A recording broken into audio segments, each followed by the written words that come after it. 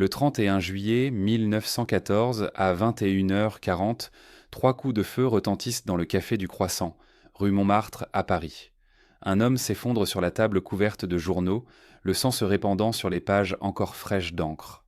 Jean Jaurès, le tribun socialiste le plus puissant de France, celui que des millions considèrent comme le dernier rempart contre la guerre, vient de mourir. Le lendemain, l'Europe s'embrase. Coïncidence tragique ou élimination planifiée avec une précision diabolique. Dans les archives poussiéreuses de la Sûreté nationale, un dossier mince, trop mince pour un assassinat de cette ampleur, porte la mention mystérieuse. L'enquête officielle conclut rapidement à l'acte isolé d'un jeune nationaliste fanatique, Raoul Villain, fils de bonne famille, obsédé par la haine du pacifisme. Le procès n'aura lieu qu'en 1919, 5 années après le crime, et se terminera par un acquittement scandaleux. Le jury déclarera l'assassin innocent, la veuve de Jaurès condamnée aux dépens. Mais derrière cette façade judiciaire se cache une vérité bien plus sombre, une conspiration aux ramifications internationales qui implique des noms que l'histoire officielle préfère taire. Des témoins disparaissent mystérieusement avant de pouvoir témoigner. Des documents s'évanouissent, des archives policières. Des journalistes qui posent trop de questions reçoivent des avertissements non équivoques. Pourquoi tant d'acharnement à étouffer une affaire soi-disant résolue ? Qui avait vraiment intérêt à faire taire la voix la plus influente du pacifisme européen précisément à ce moment crucial, 48 heures avant le basculement dans l'apocalypse? Les carnets personnels d'un commissaire de la préfecture, exhumés seulement dans les années 70, révèlent des connexions troublantes, des filatures organisées depuis des mois. Des réunions secrètes entre vilains et des personnages jamais identifiés officiellement. Des transferts d'argent dont la provenance reste inexpliquée. Et cette phrase énigmatique griffonnée en marge d'un rapport « Ils voulaient Lewis à mort avant la mobilisation, pas après, quand cela n'aurait plus servi leur plan ». Qui sont ces mystérieux commanditaires? Pourquoi Jaurès représentait-il une menace si colossale qu'il fallait l'éliminer avec cette urgence terrible, ce timing chirurgical? La réponse à ces questions pourrait changer notre compréhension même de la Grande Guerre. L'assassin n'était pas seul ce soir-là. Les archives de la préfecture de police, rendues publiques seulement en 1968, révèlent un détail troublant que les enquêteurs de l'époque ont soigneusement omis dans leurs rapports officiels. Raoul Villain, le jeune nationaliste de 29 ans qui a pressé la gâchette, avait dîné 2 heures avant le meurtre dans un restaurant de la rue de Richelieu avec 3 hommes dont l'identité n'a jamais été établie.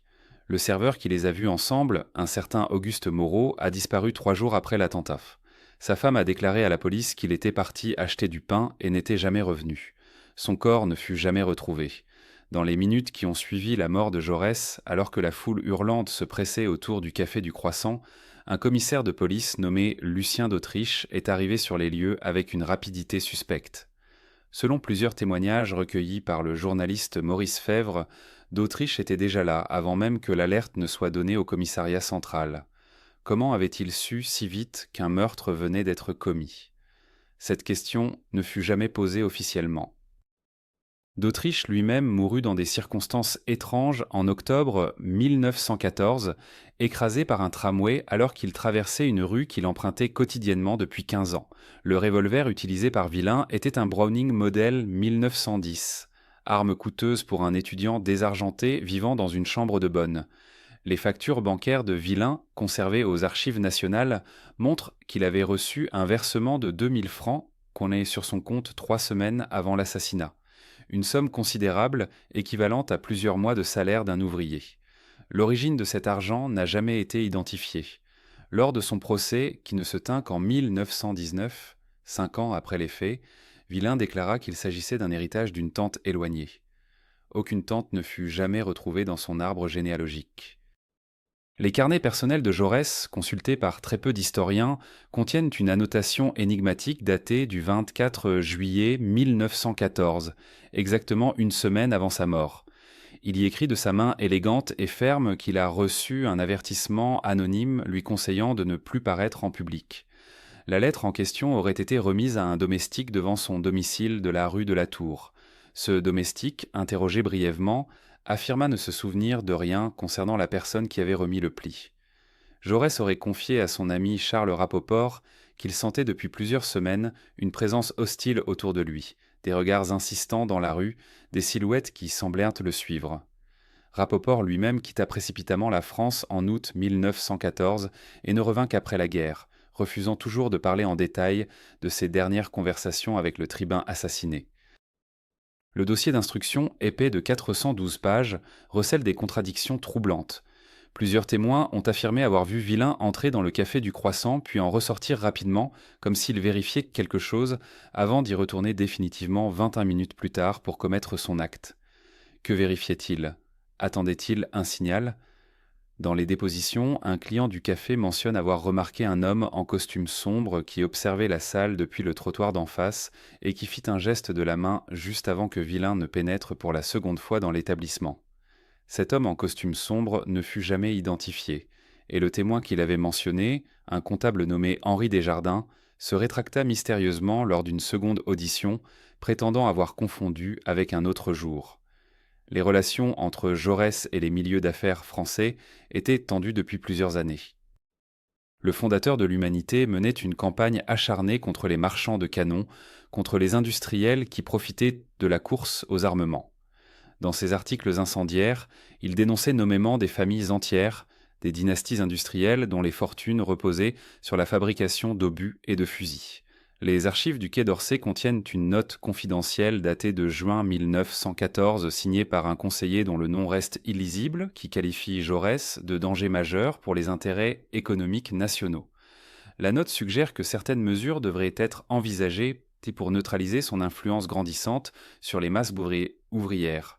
Le frère de Raoul Villain, prénommé Charles, officier dans l'armée coloniale, entretenait des relations suivies avec des membres de la Ligue des Patriotes, organisation nationaliste virulente dont plusieurs dirigeants avaient publiquement appelé à faire taire Jaurès. Charles Villain était proche d'un certain capitaine Deschamps, attaché au service de renseignement militaire qui fut brusquement muté en Indochine 2 semaines après l'assassinat. Deschamps ne revint jamais en métropole. Il mourut de la malaria en 1916 dans un poste isolé du Tonkin, sans jamais avoir été interrogé sur ses éventuelles relations avec le meurtrier de Jaurès. La question demeure, brûlante comme une plaie, jamais refermée dans la mémoire collective française. Qui avait vraiment intérêt à ce que Jean Jaurès disparaisse précisément à ce moment de l'histoire, 48 heures avant que l'Europe ne bascule dans le plus grand carnage qu'elle ait jamais connu? Le serveur a disparu 4 jours après avoir témoigné devant l'inspecteur Dupont. Son corps n'a jamais été retrouvé.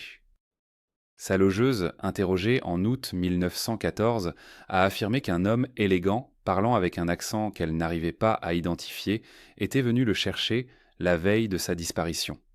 L'homme portait une chevalière avec un symbole que la vieille femme a dessiné de mémoire sur une feuille froissée, aujourd'hui conservée aux Archives nationales.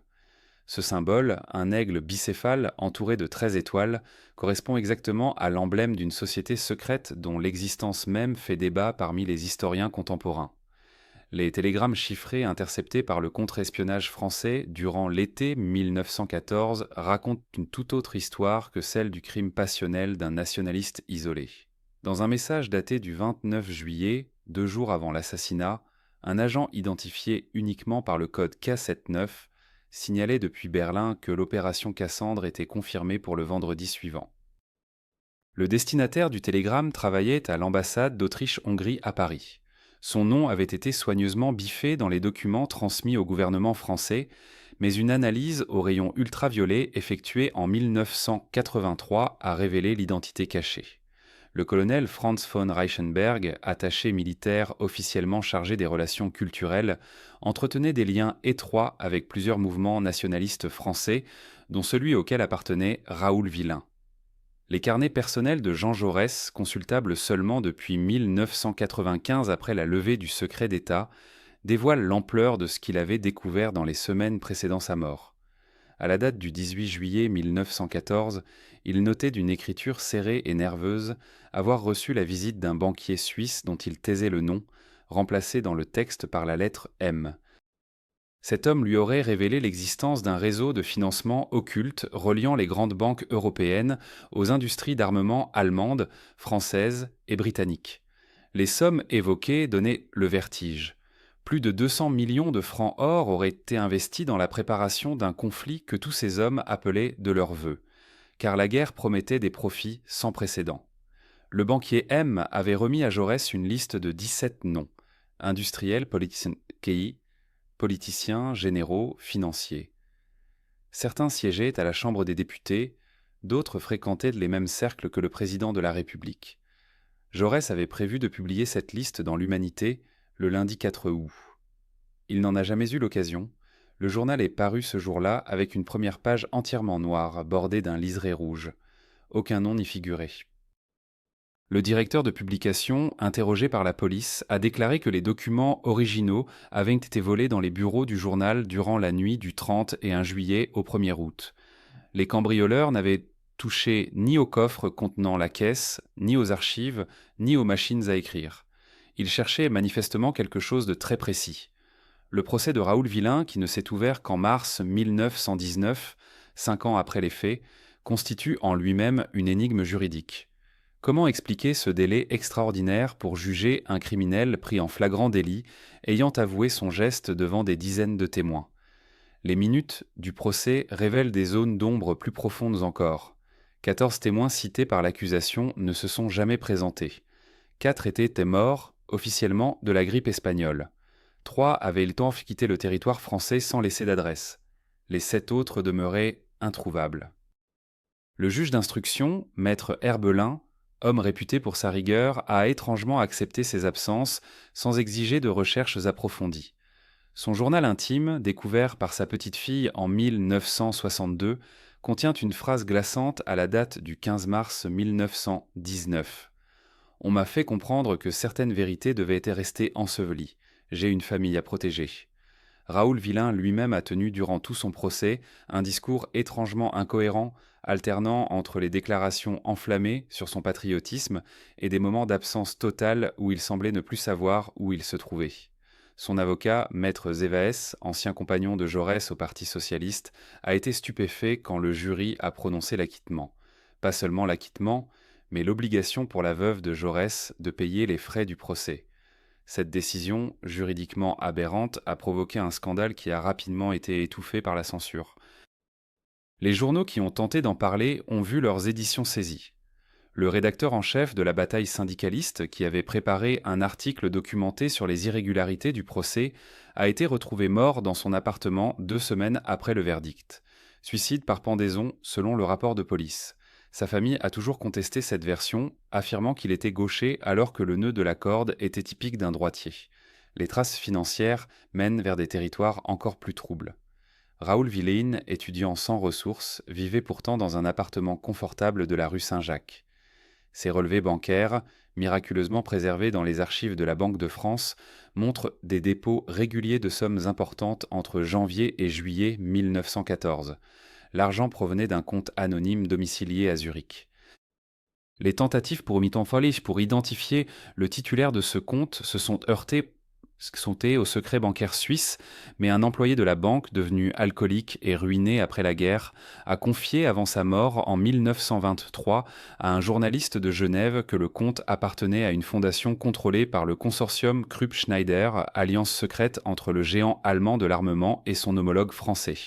La vérité commence à prendre forme comme une photographie qui se développe lentement dans le bain révélateur. Jaurès ne gênait pas seulement les nationalistes français par son pacifisme.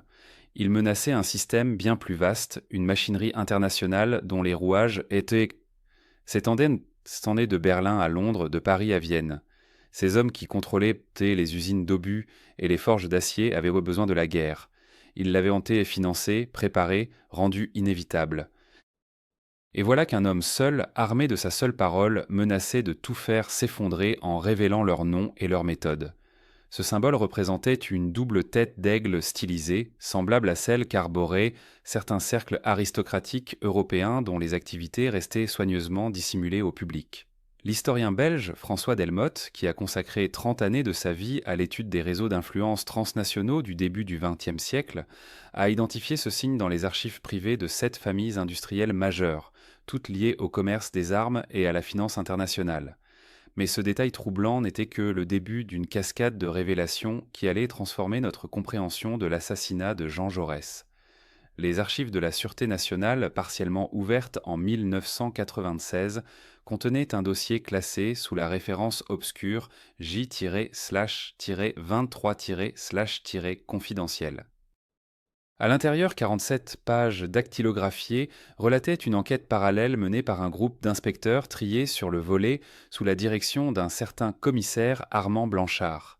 Cet homme, dont le nom n'apparaît dans aucun registre officiel après août 1914, avait apparemment reçu l'ordre de suivre une piste que ses supérieurs jugeaient trop sensible pour être divulguée publiquement.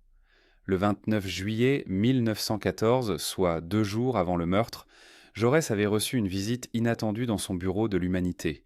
Le registre des visiteurs, miraculeusement préservé malgré plusieurs tentatives de vol du bâtiment dans les années 50, mentionnait un certain M. Keller, industriel allemand. Aucun rendez-vous n'avait été pris. L'homme s'était présenté sans prévenir, insistant pour voir le directeur du journal. La secrétaire de Jaurès, mademoiselle Henriette Brun, avait noté dans son journal personnel que cet homme parlait un français impeccable mais transpirait abondamment malgré la fraîcheur relative de ce jour-là. Elle avait également remarqué qu'il portait des gants de cuir fin, même à l'intérieur du bâtiment, ce qui lui avait semblé étrange. L'entrevue n'avait duré que 18 minutes. Jaurès était ressorti de son bureau le visage blême, les mains tremblantes. Il avait demandé à sa secrétaire de lui apporter un verre d'eau et était resté silencieux pendant près d'1 heure, fixant par la fenêtre les rues parisiennes qui s'animaient en cette fin de matinée. Henriette Brun écrivait dans son journal, retrouvé par sa petite-nièce en 1968 dans une malle poussiéreuse. Jean paraissait avoir vieilli de 10 ans. Jamais je ne l'avais vu dans un tel état d'agitation contenue. Lorsque je lui ai demandé s'il allait bien, il m'a simplement répondu que certaines vérités étaient plus lourdes à porter que d'autres. Ce même soir, Jaurès avait rencontré 2 de ses plus proches collaborateurs dans un café discret du quartier latin. Les témoins présents ce soir-là, interrogés des années plus tard par des journalistes indépendants, se souvenaient d'une conversation animée où le leader socialiste évoquait la nécessité de publier certaines informations avant qu'il ne soit trop tard. Il aurait mentionné des documents prouvant que la guerre imminente n'était pas le fruit de tensions diplomatiques inévitables, mais le résultat d'un plan méticuleusement orchestré par un consortium d'intérêts privés dépassant largement les frontières nationales. Les archives du Quai d'Orsay, consultées sous conditions strictes, révèlent un télégramme chiffré envoyé depuis Berlin le 28 juillet 1914 à destination de Paris. Le message, décrypté seulement en 1923, contenait une phrase sibylline. L'obstacle principal doit être neutralisé avant le déclenchement. Procéder selon le protocole habituel. Aucune signature, aucune indication claire du destinataire. Mais le timing troublait profondément les analystes qui découvrirent ce document des décennies plus tard. Le commissaire Blanchard avait suivi une autre piste, encore plus explosive. Il avait découvert que Raoul Villein, l'assassin officiel de Jaurès, avait effectué 3 voyages en Suisse durant les 6 mois précédant le meurtre. Les registres d'hôtels de Genève confirmaient son séjour dans des établissements remarquablement luxueux pour un jeune homme sans fortune personnelle. Durant ces séjours, Villein avait rencontré à plusieurs reprises un dénommé Victor Steiner, banquier d'affaires lié à plusieurs grandes familles industrielles européennes. Ces rencontres avaient lieu toujours au même endroit, une villa isolée sur les rives du lac Léman, propriété d'une société anonyme domiciliée au Luxembourg. Un détail troublant émergea de l'enquête de Blanchard. Les relevés bancaires de Villein, saisis après son arrestation puis mystérieusement disparus des archives judiciaires, avaient été partiellement reconstitués grâce aux souvenirs précis d'un greffier méticuleux. Ce fonctionnaire, Pierre Valmont, avait eu l'habitude de recopier dans un carnet personnel tous les documents importants qu'il traitait. Son carnet, découvert par son fils en 1962, indiquait que le comte de Villein avait reçu 3 virements conséquents entre janvier et juillet 1914, pour un total équivalent à ce qu'un ouvrier qualifié gagnait en 15 ans de travail. Les virements provenaient d'une banque suisse, la Crédit Helvetia, établissement qui ferma ses portes brutalement en août 1914, tous ces documents ayant été détruits dans un incendie jugé accidentel. Le commissaire Blanchard avait également interrogé les voisins de Villein dans son modeste appartement parisien. Une concierge au regard perçant, Madame Rosalie Dutour, se souvenait parfaitement des allées et venues nocturnes du jeune homme. Elle avait noté dans son registre personnel, tenu avec une rigueur toute professionnelle, que Villane recevait régulièrement la visite d'un homme corpulent portant toujours un chapeau à large bord qui dissimulait son visage. Ces visites avaient eu lieu invariablement tard dans la nuit, jamais avant 23 heures. L'homme arrivait en fiacre, descendait rapidement, montait chez Villain, restait environ 1 heure, puis repartait avec la même discrétion. Les notes du commissaire Blanchard s'interrompèrent brutalement à la date du 12 août 1914. La dernière entrée mentionnait simplement « doit rencontrer source importante demain ». Preuve décisive, promise. Le lendemain, Blanchard ne se présentait pas à son bureau. Son corps fut retrouvé 5 jours plus tard dans la Seine, près du pont de Neuilly. Le rapport d'autopsie concluait à une noyade accidentelle, probablement due à une consommation excessive d'alcool. Pourtant, tous ses collègues affirmaient que Blanchard ne buvait jamais, pas même un verre de vin lors des repas officiels. Le dossier J-23-confidentiel fut immédiatement scellé. L'enquête parallèle fut officiellement close. Les supérieurs de Blanchard déclarèrent que le commissaire avait poursuivi des chimères et que sa mort tragique démontrait les dangers de l'obsession professionnelle. Mais un détail échappa à ceux qui organisèrent en ce silence. Blanchard avait confié une copie partielle de ses notes à son frère cadet, instituteur dans un village de Normandie.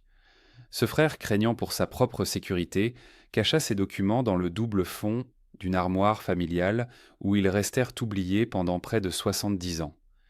Ces notes révélaient un dernier élément stupéfiant. Blanchard avait réussi à identifier 2 autres personnes présentes au Café du Croissant le soir du meurtre, 2 hommes qui n'avaient jamais été mentionnés dans aucun rapport officiel. Ces individus, assis à une table d'angle, avaient quitté l'établissement précipitamment juste après les coups de feu, abandonnant leur consommation intacte sur la table.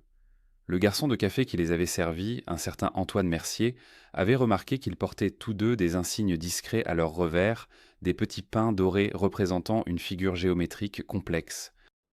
Mercier avait tenté de décrire ce symbole à Blanchard, qu'il avait fait dessiner par un artiste de la préfecture. Le dessin montrait une étoile à 8 branches entrelacées avec ce qui ressemblait à une croix inversée. Antoine Mercier disparut à son tour en septembre 1914, exactement 4 jours après avoir été interrogé une seconde fois par un inspecteur dont l'identité n'a jamais pu être établie. Sa logeuse racontait qu'un homme distingué était venu le chercher, un homme qui parlait un français parfait mais dont l'accent trahissait des origines qu'elle ne parvenait pas à situer. Cet homme portait la même chevalière que celle aperçue lors de la disparition du serveur, cette chevalière ornée de l'aigle bicéphale. Les pièces du puzzle commençaient à former une image terrifiante, une image que les autorités de l'époque avaient manifestement choisi de ne pas voir ou, plus probablement, avaient été contraintes de dissimuler. Mais qui possédait assez de pouvoir pour orchestrer un tel silence, pour faire disparaître des témoins, pour enterrer des enquêtes, pour effacer des preuves à travers toute l'Europe en guerre? Les archives diplomatiques françaises recèlent un document dont l'existence même contredit la version officielle des événements du 31 juillet 1914. Il s'agit d'un télégramme codé intercepté par les services de renseignement militaires français 2 jours avant l'assassinat de Jaurès émanant de l'ambassade austro-hongroise à Paris. Le message, déchiffré seulement en 1968 lors d'une révision systématique des fonds secrets, contient une phrase troublante. Le pacifiste sera réduit au silence avant le délai critique. Procédure confirmée selon protocole Sarajevo. La mention du protocole Sarajevo dans un contexte sans rapport apparent avec l'attentat contre l'archiduc François Ferdinand suggère l'existence d'un plan coordonné dont les ramifications dépassaient largement le cadre d'un crime isolé. Le commandant Louis Mercier, officier des renseignements militaires affecté à la surveillance des mouvements pacifistes, a rédigé 3 rapports alarmants au cours du mois de juillet de cette année fatidique. Ces rapports, conservés au service historique de la Défense sous la cote confidentielle 743 GR, établissent une chronologie inquiétante. Le 18 juillet, Mercier signale la présence à Paris de 3 individus identifiés comme membres d'une organisation secrète appelée le Cercle de l'Aigle Noir opérant depuis Vienne. Le 22 juillet, il note des contacts répétés entre ces individus et des éléments de la Ligue des Patriotes française, mouvement nationaliste violent dirigé par Maurice Barré. Le 28 juillet, son dernier rapport mentionne explicitement le nom de Jean Jaurès comme cible potentielle d'une opération de neutralisation. Ce qui rend ces documents particulièrement troublants, c'est leur disparition inexpliquée des archives officielles pendant près de 50 années. Le dossier complet de l'affaire Jaurès, qui aurait dû contenir ces rapports selon le système de classement en vigueur à l'époque, ne comprenait qu'une note manuscrite énigmatique. Document transféré sur ordre du ministère, classification supérieure, accès interdit jusqu'à nouvel ordre. La signature apposée au larembre au bas de cette note appartient à Gabriel Ferrand, sous-secrétaire d'État à la guerre, qui mourra dans des circonstances étranges le 15 septembre 1914, officiellement d'une crise cardiaque à l'âge de 42 ans. La nuit du 29 juillet, soit 48 heures avant le meurtre, un événement singulier se produit au domicile parisien de Jaurès, rue de la Tour. Madame Louise Jaurès témoignera plus tard, dans une lettre privée adressée à son frère et découverte dans les années 90, avoir été réveillée par des bruits suspects dans la cour de l'immeuble. Son mari, encore éveillé dans son bureau, aurait déclaré ce soir-là avec une gravité inhabituelle : « Ils sont venus vérifier mes habitudes. Demain, je ne sortirai pas. » Pourtant, le surlendemain, contre toute prudence, Jaurès se rendra au Café du Croissant. Qui avait réussi à le convaincre de braver cette intuition de danger imminent? Les registres de l'hôtel moderne, situé à quelques pas du Café du Croissant, révèlent qu'entre le 25 et le 31 juillet, 4 chambres furent occupées par des clients dont les noms figurent également dans un rapport de police concernant une altercation survenue le 28 juillet dans un bar fréquenté par des officiers en civil. Ces 4 hommes, enregistrés sous des identités différentes, avaient nous fourni des adresses dans des quartiers aristocratiques de Vienne, Budapest et Berlin. Le registre original de l'hôtel disparaîtra mystérieusement lors d'un prétendu cambriolage en octobre 1914, mais une copie photographique avait été réalisée par un employé méticuleux, Henri Blanchard, qui conserva ce document par pure conscience professionnelle. Blanchard lui-même connut un destin tragique. Mobilisé en août 1914, malgré ses 53 ans et son état de santé fragile, il fut envoyé dans un régiment de territorial affecté à des tâches de garde à l'arrière du front. Le 8 novembre de la même année, il mourut d'une blessure par balle, officiellement causée par un accident de manipulation d'armes. Le rapport d'enquête militaire, d'une brièveté suspecte, conclut à une mort accidentelle sans ordonner d'investigation approfondie. La photographie du registre de l'hôtel que Blanchard avait confié à son épouse avant son départ pour le front sera retrouvée par leur petite fille en 1985, dissimulée dans un cadre derrière un portrait de famille. Le soir du 31 juillet, vers 19h30, un détail apparemment insignifiant prend une dimension nouvelle à la lumière de ces révélations. Plusieurs témoins mentionnent la présence d'un homme élégamment vêtu, portant une canne à pommeau d'argent, qui resta posté pendant près de 20 minutes devant la devanture d'un commerce situé exactement en face du Café du Croissant. Cet homme, décrit comme âgé d'environ 45 ans, aux cheveux grisonnants et à l'allure distinguée, consultait ostensiblement sa montre à plusieurs reprises. Juste avant l'arrivée de Jaurès au café, vers 20h15, l'homme s'éloigna rapidement en direction du boulevard. Aucun policier ne chercha jamais à identifier cet individu, malgré le témoignage concordant de 3 commerçants du quartier. Raoul Villain, le tireur désigné par l'histoire officielle, n'était peut-être que l'instrument d'une machination beaucoup plus vaste. Les carnets personnels du commissaire Paoli, chargé de l'interrogatoire initial de Villain, contiennent des annotations marginales qui n'apparaissent pas dans les procès-verbaux officiels. L'une d'elles, datée du 2 août, note « Le suspect répète mécaniquement les mêmes phrases. Comme préparé, refuse d'expliquer ses déplacements des 3 jours précédents. Mention d'un contact avec un officier dont il refuse de révéler le nom. Ces carnets, légués par la veuve de Paoli à la Bibliothèque nationale en 1972, n'ont jamais été versés au dossier judiciaire de l'affaire. Les comptes bancaires de Villain révèlent une autre anomalie troublante. Entre le 15 juin et le 28 juillet 1914, 3 versements importants furent effectués sur son compte à la Société Générale pour un total de 8 000 francs, somme considérable pour un jeune homme sans fortune personnelle ni emploi régulier. Les reçus de ces versements, conservés dans les archives de la banque jusqu'en 1952, avant d'être détruits selon la procédure habituelle, mentionnaient comme origine des fonds un cabinet de courtage viennois, la Österreichische Finanzgesellschaft. Ce même cabinet apparaît dans les documents du procès de Nuremberg comme une structure de financement occulte utilisée par les services de renseignement austro-hongrois pour des opérations clandestines. qui avait transformé Raoul Villain en assassin et surtout qui avait orchestré les conditions parfaites pour que le crime puisse être commis sans obstacle majeur. Le 29 juillet 1914, 48 heures avant l'assassinat, un homme descendit du train de nuit en gare de Lyon.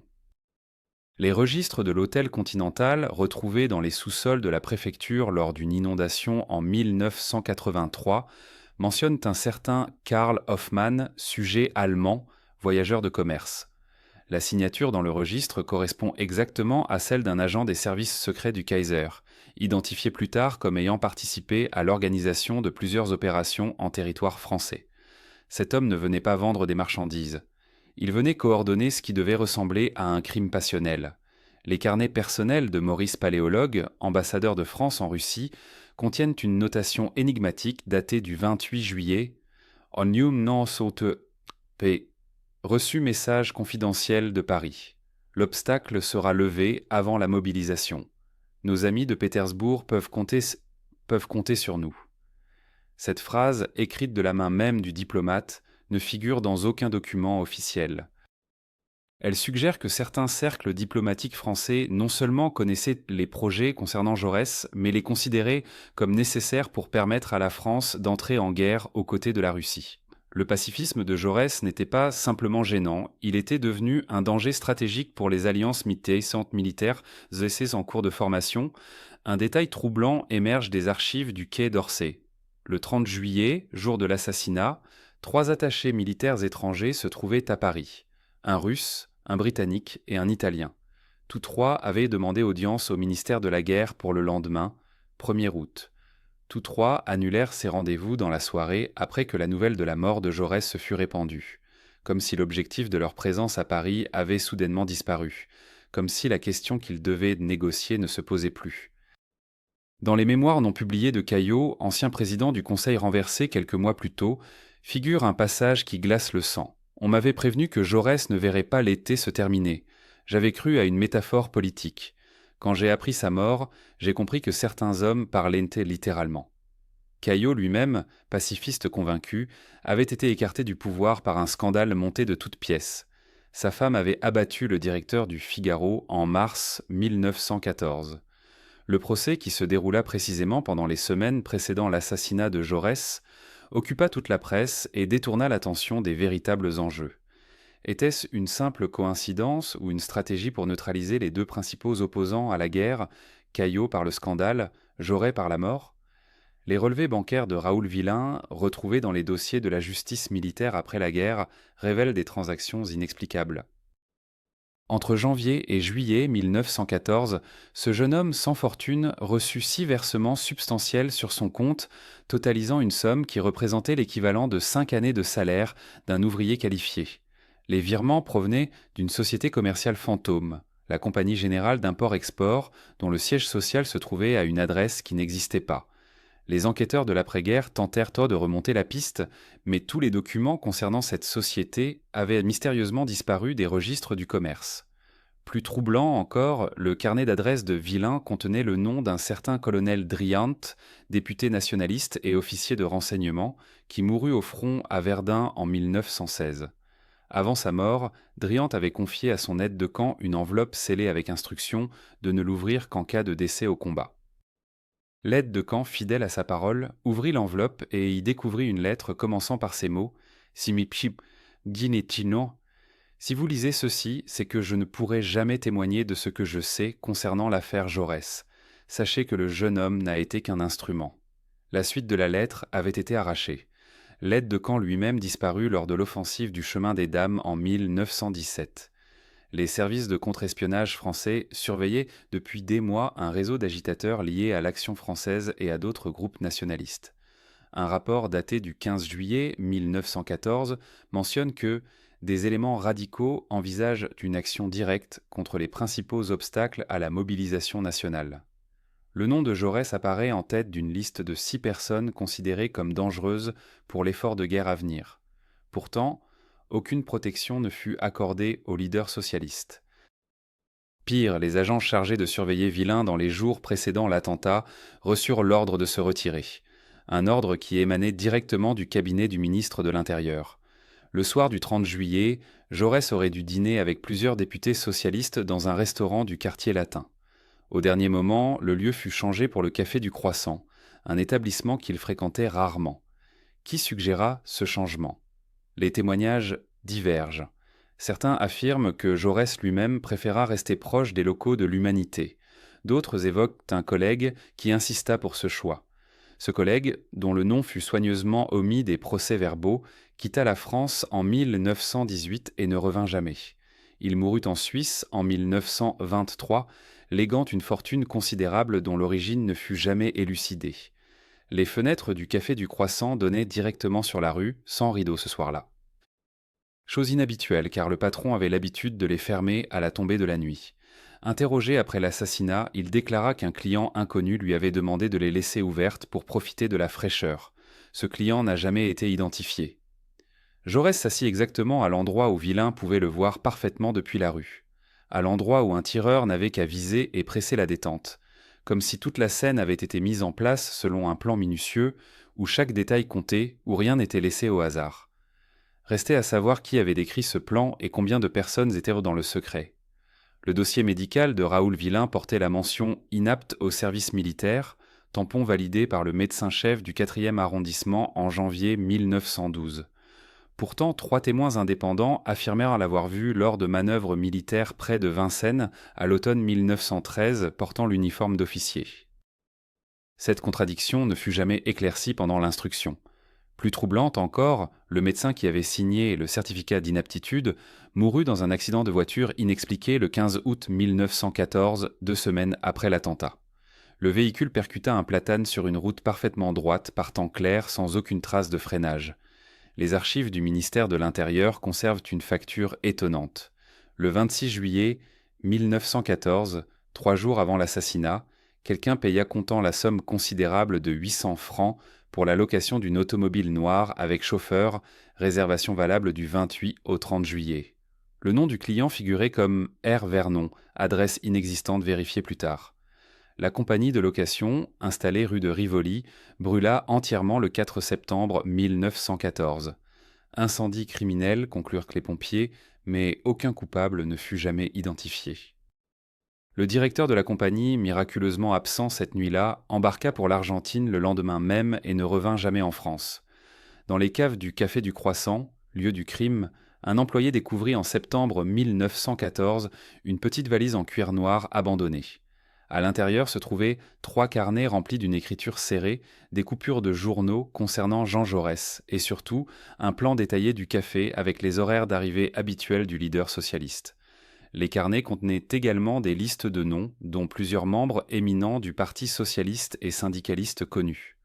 La valise fut transmise à la préfecture, enregistrée sous le numéro d'inventaire J400-1214.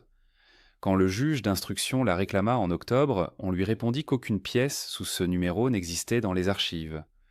Le policier qui avait rédigé le procès-verbal de découverte fut muté en Algérie 3 jours plus tard.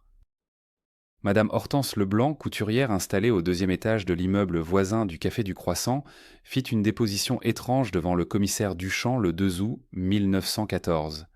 Elle affirma avoir vu, le 29 juillet en fin d'après-midi, 2 hommes en costume sombre stationnés dans la rue, consultant régulièrement leur montre et regardant vers l'entrée du café.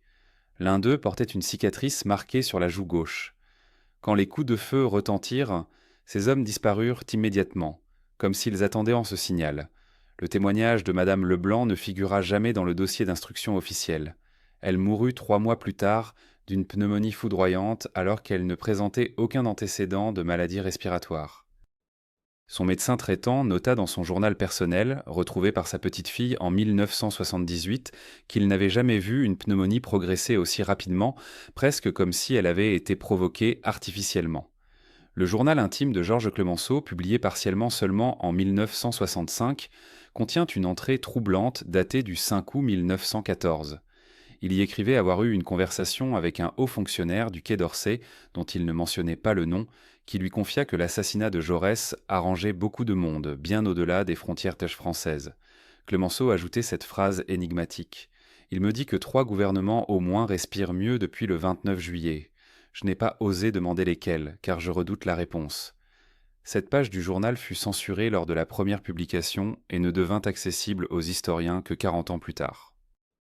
Les comptes bancaires de Raoul Villain révèlent une anomalie jamais expliquée. Entre janvier et juillet 1914, cet étudiant sans ressources apparentes déposa 9 fois des sommes importantes en espèces, totalisant près de 4000 francs.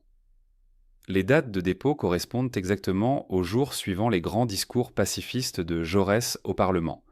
La banque ne conservait aucune trace de l'origine de ces fonds. Plus intrigant encore, le directeur de l'agence bancaire démissionna brutalement en septembre 1914 et quitta la France pour la Suisse, où il acheta une propriété confortable près de Genève. Comment un simple directeur d'agence bancaire pouvait-il s'offrir une telle retraite dorée ? Le frère de Raoul Villain, officier dans l'artillerie, envoya une lettre désespérée à sa mère le 12 août 1914. Cette lettre, conservée dans les archives familiales et révélée au public en 1999, contient ce passage bouleversant. Raoul n'a pas agi seul, je le sais. Il était faible, influençable, et quelqu'un s'est servi de lui comme d'un instrument. Mais personne ne veut entendre cette vérité. On préfère croire à l'acte isolé d'un fou, car la réalité serait trop dangereuse à révéler. L'officier mourut au front en mars 1915, tué par un éclat d'obus lors d'une attaque qui ne figurait même pas dans les rapports militaires officiels de cette journée. Un document du service postal, exhumé accidentellement lors de travaux de rénovation en 1977, montre que le 28 juillet 1914, la veille de l'assassinat, Raoul Villain reçut un télégramme urgent. Le texte conservé dans les registres disait simplement « Rendez-vous confirmé demain soir, heure habituelle. Soyez ponctuel. » L'expéditeur se présentait sous le nom de Duval, envoi effectué depuis le bureau de poste de la rue de la Paix. Les investigations menées a posteriori ne permirent jamais d'identifier ce mystérieux Duval. Le préposé qui avait accepté le télégramme ne se souvenait de rien, ou prétendait ne rien se souvenir. Le cercle se refermait autour de Jean Jaurès, bien avant que Raoul Villain ne franchisse le seuil du Café du Croissant. Les archives bancaires de la Société Générale, miraculeusement préservées dans un coffre oublié jusqu'en 1987, révélèrent une série de virements étranges. Entre février et juin 1914, un certain compte anonyme numéroté avait effectué 7 transferts vers différentes destinations. Le montant total dépassait 300 000 francs, or une fortune colossale pour l'époque. Le dernier versement, daté du 23 juillet, soit 8 jours avant l'assassinat, fut effectué en faveur d'une société écran domiciliée à Bruxelles. Cette société, dissoute mystérieusement le 3 août 1914, n'avait existé que 4 mois. Les investigations menées dans les années 80 par un historien belge obstiné permirent d'établir un lien troublant. Le directeur de cette société fantôme était un certain Édouard Moreau, ancien militaire français passé dans le renseignement. Moreau mourut dans des circonstances promenant troubles le 15 septembre 1914, écrasé par une voiture à cheval rue de la Loi à Bruxelles. Le cocher ne fut jamais retrouvé. Les papiers personnels de Moreau disparurent de son domicile avant l'arrivée de la police. Seule sa gouvernante, interrogée par les autorités belges, affirma avoir vu son employeur brûler des documents dans la cheminée la veille de sa mort, malgré la chaleur étouffante de cette fin d'été. La question qui hante les chercheurs depuis des décennies trouve peut-être une réponse dans les mémoires inédits d'un industriel lorrain, découvert dans les archives familiales en 2003. Cet homme, propriétaire de 3 aciéries dans la région de Briey, avait participé à plusieurs réunions secrètes au printemps 1914. Dans ses notes personnelles, griffonnées au crayon sur des feuillets jaunis, il évoquait la panique qui s'était emparée de certains milieux d'affaires. Jaurès, écrivait-il, représentait une menace directe pour les intérêts français en cas de conflit avec l'Allemagne. Le leader socialiste militait pour la préservation de la paix, prônait l'arbitrage international, appelait à la grève générale si la guerre éclatait. Pour les maîtres des forges, pour les magnats de l'armement, pour tous ceux qui voyaient dans le conflit imminent une opportunité de profit gigantesque, Jaurès incarnait l'obstacle absolu. Les carnets de l'industriel mentionnaient une rencontre particulièrement révélatrice, tenue le 12 mai 1914 dans un hôtel particulier du 16e arrondissement parisien.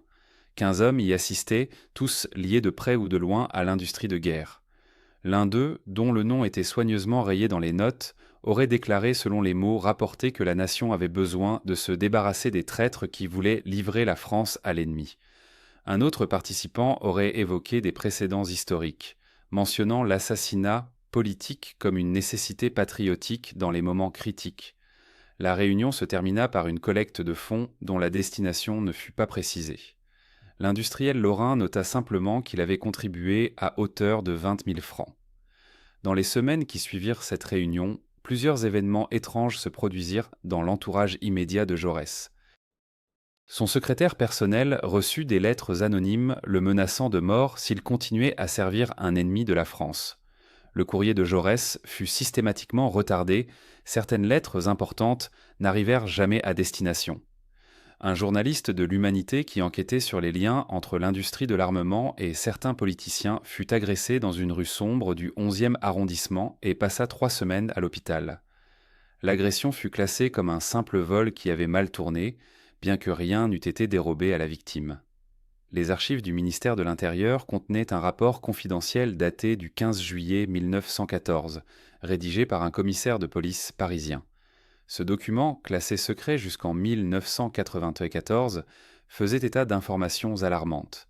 Selon une source anonyme mais jugée fiable, un attentat contre Jean Jaurès était en préparation. Le rapport mentionnait des conversations interceptées dans un cercle nationaliste, des allusions à une action imminente, des références voilées à l'élimination du principal obstacle à la mobilisation nationale.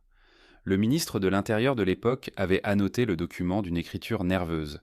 Il avait ordonné une surveillance discrète mais ne souhaitait pas alarmer Jaurès directement, craignant que le leader socialiste n'utilise cette information pour dénoncer publiquement une conspiration et créer un scandale politique. La surveillance fut effectivement mise en place, mais de manière curieusement inefficace. 2 policiers en civil furent affectés à la protection de Jaurès, mais leurs horaires ne couvraient que les heures de bureau. Le soir du 31 juillet, alors que la tension internationale atteignait son paroxysme, aucun agent n'était en faction près du café du Croissant. Les 2 policiers assignés à cette mission déclarèrent par la suite avoir reçu un contre-ordre téléphonique en fin d'après-midi, leur ordonnant de se présenter d'urgence au commissariat du 10e arrondissement pour une réunion extraordinaire. Cette réunion n'eut jamais lieu. Le supérieur hiérarchique qui aurait donné cet ordre nia catégoriquement toute implication, affirmant n'avoir passé aucun appel téléphonique ce jour-là. Dans les archives judiciaires, un détail troublant émergea lors du réexamen du dossier dans les années 70. Le revolver utilisé par Raoul Villain, un Browning de calibre 7,65 mm, portait un numéro de série qui permit de retracer son origine. L'arme avait été achetée légalement dans une armurerie de la rue Saint-Antoine en mars 1914, mais pas par Villain. L'acheteur original était un certain Jacques Dumas, employé dans une compagnie d'assurance. Interrogé après l'attentat, Dumas déclara avoir perdu son revolver lors d'un cambriolage en mai. Il avait signalé ce vol à la police, un récépissé en attestait. Pourtant, aucune trace de cette déclaration ne figurait dans les registres officiels. Dumas lui-même mourut subitement en septembre 1914, emporté selon le certificat médical par une crise cardiaque foudroyante. Il avait 32 ans et ne souffrait d'aucune pathologie connue. Les liens entre tous ces événements restaient ténus, presque invisibles, comme les fils d'une toile tissée dans l'ombre. Mais pour ceux qui osaient regarder au-delà des versions officielles, une évidence s'imposait peu à peu. L'assassinat de Jean Jaurès ne fut pas l'acte isolé d'un déséquilibré nationaliste. Ce fut l'aboutissement d'une conspiration minutieusement orchestrée, impliquant des intérêts économiques puissants, des réseaux politiques influents, peut-être même des ramifications au sein de l'appareil d'État. Le silence tomba sur l'affaire comme une chape de plomb après le procès de Raoul Villain en 1919. L'acquittement provoqua des manifestations, des grèves, des discours enflammés, puis progressivement l'indignation s'éteignit. Mais dans les coulisses de l'histoire, un ballet macabre continuait sa chorégraphie mortelle. Entre 1921 et 1923, 4 journalistes qui avaient enquêté sur les connexions financières derrière l'assassinat moururent dans des circonstances troublantes. Le premier, Georges Mathurin, correspondant du Rappel, succomba à une mystérieuse intoxication alimentaire 3 jours après avoir publié un article sur les liens entre certains industriels de l'armement et des groupes nationalistes. Le deuxième, Paul Renaudel, fut retrouvé pendu dans son appartement parisien.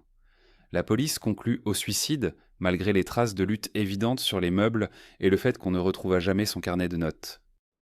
Le troisième périt dans un accident de voiture dont les freins avaient mystérieusement lâché sur une route de campagne. Le quatrième disparut purement et simplement, son corps ne fut jamais retrouvé. Un document extraordinaire émergea des archives du ministère de l'Intérieur en 1994 lors du déménagement d'anciens dossiers vers de nouveaux locaux.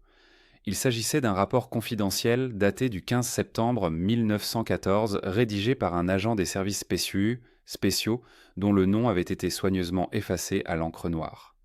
Le texte, partiellement lisible sous certaines ratures, mentionnait une réunion secrète qui aurait eu lieu au château de Chantilly le 3 juillet 1914, soit 28 jours avant l'assassinat.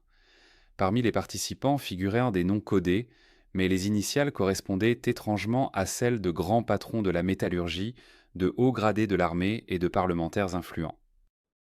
Le rapport mentionnait explicitement que le sujet de la réunion concernait la neutralisation de la menace socialiste et pacifiste avant la guerre imminente. La veuve de Jean Jaurès, Louise, reçut durant les années qui suivirent l'assassinat plusieurs lettres anonymes. Certaines contenaient des menaces voilées, d'autres des révélations fragmentaires. L'une d'elles, conservée dans les archives familiales et rendue publique seulement en 2003, affirmait que son mari avait été averti du danger 2 semaines avant sa mort. Un informateur anonyme lui aurait fait parvenir un message l'exhortant à quitter Paris immédiatement. Jaurès aurait répondu dans une lettre retrouvée plus tard qu'il refusait de fuir, qu'il avait un devoir envers le peuple français et que sa voix devait continuer à s'élever contre la folie guerrière. Cette détermination lui coûta la vie. L'argent qui finança l'opération ne disparut jamais complètement des registres. Un comptable méticuleux de la Banque de France, André Duclos, consigna dans son journal personnel des observations troublantes sur des mouvements de fonds inhabituels durant l'été 1914. Ce journal, découvert par sa petite-fille en 1989, dans une malle au grenier, décrivait comment des sommes considérables transitées par des comptes dormants étaient fractionnées, puis redirigées vers des destinations impossibles à tracer. Duclos notait avec une inquiétude palpable qu'il avait été convoqué par ses supérieurs et fermement invité à oublier ce qu'il avait vu. 6 mois plus tard, il fut muté dans une succursale provinciale, loin de Paris, loin des grands circuits financiers. Raoul Villain lui-même devint un problème après son acquittement. Exilé en Espagne, il vécut dans une relative pauvreté malgré les promesses initiales de soutien financier. Certains témoignages suggèrent qu'il tenta de faire chanter ses anciens commanditaires, menaçant de révéler la vérité s'il n'obtenait pas l'argent promis. Cette stratégie se révéla fatale. En septembre 1936, alors que la guerre civile espagnole faisait rage, Villain fut abattu à Ibiza dans des circonstances officiellement attribuées aux milices républicaines. Pourtant, plusieurs détails ne concordaient pas. Des témoins locaux affirmèrent que les hommes qui l'exécutèrent parlaient un français entre eux, qu'ils cherchaient quelqu'un de précis, et qu'après avoir tué Villain, ils fouillèrent minutieusement sa maison avant de disparaître. Que cherchait-il avec une telle urgence ? La réponse se trouvait peut-être dans une lettre que Villain avait confiée à un prêtre local quelques semaines avant sa mort, avec instruction de ne l'ouvrir que si quelque chose lui arrivait. Cette lettre, qui réapparut brièvement lors d'une vente aux enchères à Madrid en 1982 avant de disparaître à nouveau, aurait contenu des noms, des dates, des preuves irréfutables du complot. Un collectionneur espagnol qui eut le temps de la photographier avant qu'elle ne soit retirée de la vente affirma qu'elle mentionnait un réseau s'étendant jusqu'aux plus hautes sphères de l'État français avec des ramifications dans plusieurs pays européens. Cette photographie ne fut jamais retrouvée.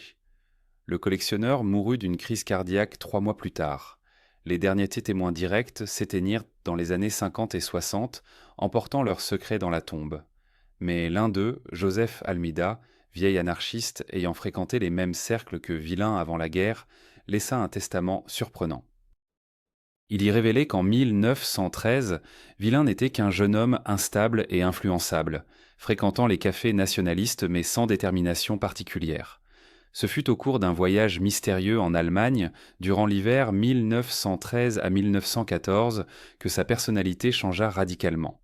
Il revint de ce voyage avec une somme d'argent inexpliquée, des connexions nouvelles dans les milieux d'extrême droite et une obsession grandissante concernant Jean Jaurès, Almeida suggérait que Villain avait été recruté et entraîné durant ce séjour, transformé en instrument docile au service d'intérêts qui le dépassaient largement. Les archives allemandes, partiellement ouvertes après la réunification, révélèrent un élément stupéfiant. Les services de renseignement du Kaiser suivaient de près les mouvements pacifistes en France et considéraient paradoxalement Jaurès comme un obstacle à leurs plans. Non pas parce qu'il menaçait l'Allemagne, mais précisément parce que son influence pacifiste risquait de retarder l'entrée en guerre de la France, perturbant ainsi le calendrier militaire allemand qui reposait sur une mobilisation française rapide et prévisible. Un mémorandum daté d'avril 1914 évoquait la nécessité que la France entre en guerre avec détermination, sans hésitation interne qui pourrait compliquer les plans du Schlieffen. L'élimination de la principale voie pacifiste française servait ainsi les intérêts allemands autant que ceux des faucons français, créant une convergence d'intérêts mortels. Cette révélation ouvre une perspective vertigineuse. L'assassinat de Jean Jaurès ne fut peut-être pas seulement le fruit d'un complot national, mais d'une coordination internationale où les ennemis officiels travaillaient en secret vers un objectif commun. La guerre devait avoir lieu, rien ne devait l'empêcher, et l'homme qui criait à la paix depuis la tribune du Parlement français représentait le dernier obstacle à lever. Son élimination fut planifiée avec une précision horlogère, financée par plusieurs sources convergeant vers un même but, exécutée par un homme dont la faiblesse mentale garantissait qu'il ne parlerait jamais vraiment, puis dissimulée derrière un procès truqué et une série de morts opportunes effaçant les traces. Aujourd'hui, les historiens officiels continuent de présenter l'assassinat de Jaurès comme l'acte isolé d'un déséquilibré fanatique. Les manuels scolaires répètent cette version rassurante, évitant soigneusement les zones d'ombre. Mais dans les archives poussiéreuses, dans les témoignages oubliés, dans les documents qui émergent sporadiquement puis disparaissent mystérieusement, une autre vérité persiste. Une vérité selon laquelle Jean Jaurès fut victime d'une conspiration aux ramifications internationales, éliminé parce qu'il dérangeait trop de monde, parce que sa vision d'une Europe pacifiée menaçait les intérêts de ceux qui avaient tout à gagner de la guerre. Sa mort permit au conflit de débuter sans opposition majeure en France, conduisant des millions d'hommes vers les tranchées. Le prix de son silence forcé se mesure en vies brisées, en villages détruits, en une génération sacrifiée sur l'autel des intérêts inavouables. La balle qui traversa sa nuque ce soir de juillet ne tua pas seulement un homme, elle assassina l'espoir de paix et ouvrit les portes de l'enfer. 4 journalistes morts dans des circonstances étranges. 3 avocats dont les dossiers disparurent mystérieusement lors de cambriolages où rien d'autre ne fut volé. 2 banquiers retrouvés pendus dans leur bureau, bien que leurs familles juraient qu'ils n'avaient aucune raison de mettre fin à leur jour. Et toujours ce fil invisible qui reliait ces morts aux noms griffonnés dans les carnets de Jean Jaurès. Ces carnets que personne ne put jamais examiner complètement car ils furent versés aux archives scellées par décision gouvernementale. Aujourd'hui, plus d'un siècle après ce soir tragique du 31 juillet 1914, nous savons avec certitude que Jean Jaurès dérangeait énormément de monde. Les industriels de l'armement qui voyaient en lui l'obstacle principal à leurs profits colossaux. Les banquiers qui finançaient secrètement la course aux armements des 2 côtés de la frontière, les politiciens nationalistes dont la carrière reposait entièrement sur la rhétorique guerrière, les services secrets qui craignaient qu'ils ne révèlent leurs manipulations. Peut-être même certains dirigeants socialistes qui le considéraient comme trop modéré ou, au contraire, trop radical. Mais lequel de ces groupes pressa réellement la gâchette à travers la main tremblante de Raoul Villain, cela demeure l'un des grands mystères non résolus du XXe siècle. Les documents qui auraient pu éclairer cette question restent classifiés dans les archives françaises, scellés jusqu'à une date que personne ne connaît précisément. Certains historiens affirment que ces dossiers furent détruits pendant l'occupation, d'autres murmurent qu'ils existent toujours, quelque part dans les sous-sols poussiéreux des ministères parisiens, attendant qu'une main courageuse ose enfin briser les sceaux du silence.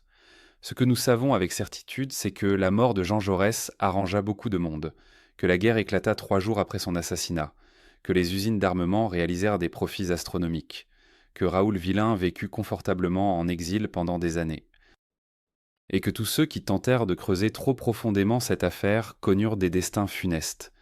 La vérité sur qui tua vraiment Jean Jaurès, qui donna l'ordre, qui finança l'opération, qui protégea les coupables, demeure enfouie quelque part entre les mensonges officiels et les théories interdites. Peut-être ne la connaîtrons-nous jamais complètement. Merci infiniment d'avoir suivi cette enquête jusqu'au bout. Si cette investigation vous a captivé, abonnez-vous à notre chaîne pour découvrir d'autres mystères historiques que l'on préfère garder dans l'ombre. N'hésitez pas à laisser un like si vous pensez que ces questions méritent d'être posées. Et surtout, partagez dans les commentaires votre propre avis sur cette affaire troublante. Qui, selon vous, avait le plus intérêt à faire taire Jean Jaurès ?